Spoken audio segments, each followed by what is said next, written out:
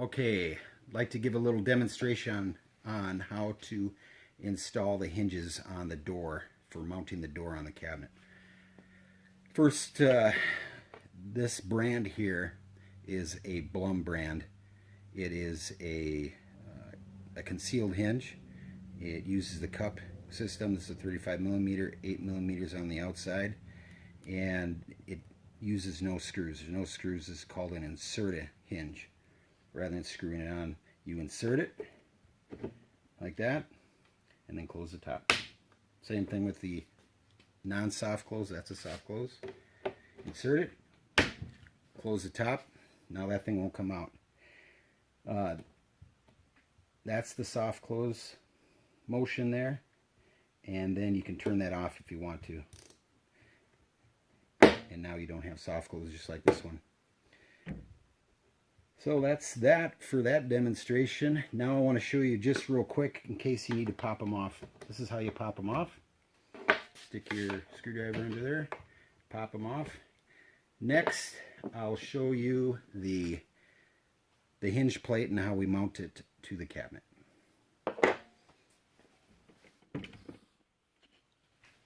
Okay, so let's put the plate on the cabinet. Now this is a base cabinet. I have it up on the bench. But let's put on the plate. You can see I already put this one on. Got 2 screws. There's a possibility of putting a third back there. But just get the holes lined up. Put in your screw. Don't over tighten it. Just get it snug. You don't want to strip it. These are 3/4 inch screws, so they'll hold well. And then grab your door. Like I showed you earlier, I already loaded this one. Now this is a base cabinet, like I said.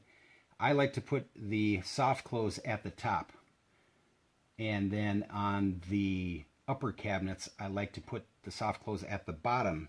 And the reason is because the knob or pull that goes here, you're getting a more positive action to the soft close hinge, which is closest horizontally to that knob. So grab the door, grab the top one, in this case on the base cabinet, and clip it in. Put the second one on. Here's the little clip in the back. All you have to do is push it and it loads. And what I'll do next here is show you how to adjust this door. There, that's shut.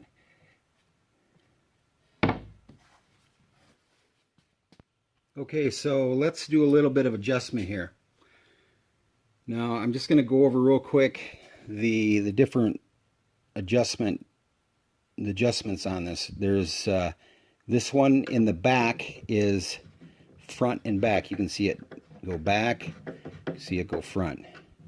This one is in and out, so it would be adjusting the door to make a smaller margin going that way between the doors, or making a bigger margin going this way. So if I move that, you can see that's coming out, smaller margin between doors, bigger margin between doors. So I'm going to put it back to where I thought it was in the middle. And then this one is, you can't see it, but it's inside on the plate. What you're doing, you're adjusting the plate, which is up and down. So that would be to change the margin here. Like this is a false front, so that would be adjusting the margin to get right up and down. Now remember to, in most cases, you want to adjust these both top and bottom hinge at the same time, or not at the same time, but at the same amount, so that they don't work against each other and the hinge wears out. Okay, so you can mount the doors in their proper place, and then what you'll probably find is they're not adjusted very well, especially when they're on the wall and on the floor in your kitchen installed. The cabinet may have tweaked a bit, and so now you have to adjust the doors to that permanent place that they're at. In this case, it's on my bench. It doesn't give a true accurate reading of how well they're hung. But the idea is to get about a 1/16 inch gap between the doors. You can see these already have that. I want to show you, if I just this one in, now there's a bigger gap at the top. And you can see this is off a little bit. So I'm going to bring it back, doing the adjuster that moves it this way.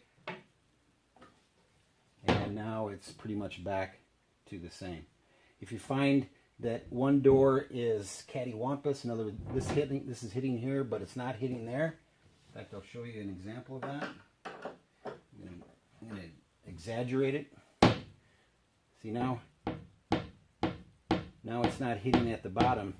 That means either this one is in too far or this one is out at this corner. So, of course I did it on purpose so we know why, but you can move it back now. Now it's flat. There's no bounce in that. And like I said, you can go up and down with it. Really what it takes is just experimenting and seeing what's going on. Now, don't go too crazy because you can really get these things out of whack. For example, this margin behind the door here, when you shut the door, you know, it shouldn't be out 1/4 of an inch. It should be a pretty equal margin. The door, when you open it, it should not hit the face frame. It should be away from the face frame. But I think that's the basics of it. Like I said, you just do a little trial and error, and actually it shouldn't take you too long to adjust them to where you like them once they're all painted and ready to be used.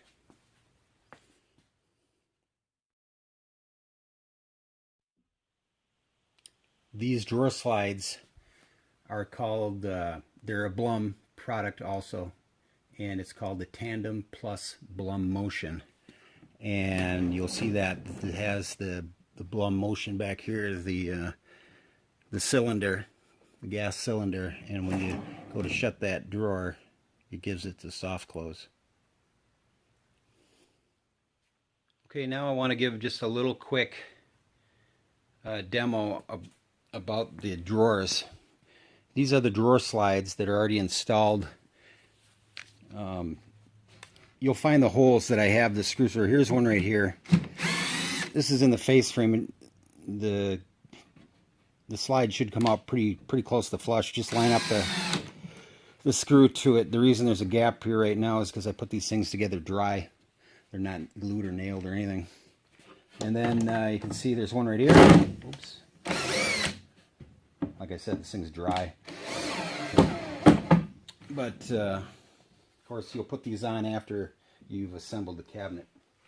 And then there's one here in the back. So you got 3 screws in this one, and then on the one over here there's just the one on the face frame, and then there's one back here that mounts to this block I put on there. So once those are in there, then what you're going to do is want to put in the drawer.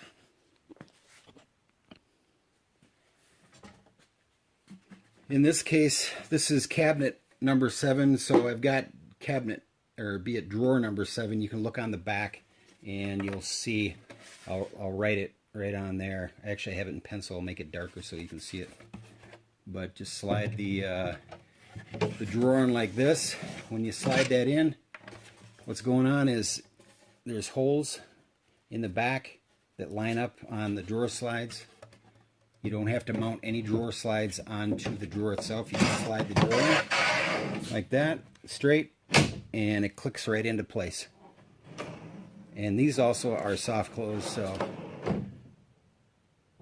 don't worry about that. Now, what I wanted to show you really quick, if these things are out of adjustment, in other words, it needs to go up or down, it should be pretty close. I'm going to try to get these really close, but just for the sake of showing you, pop the drawer out. And by the way you pop these out is by pinching these like this and then pulling the drawer out. That releases the drawer from the drawer slide. But if you want to adjust the drawer up, there's a little arm right here, or be it a little, I don't know what you call that, tab. And you can push that. I don't know if you can see this, but you push it like that. And that puts a wedge underneath the drawer slide, adjusting the drawer up. I'll give you a demonstration here. So right now, this drawer is flush here. If I grab those tabs underneath and I push them up both at the same time, now this is a little higher.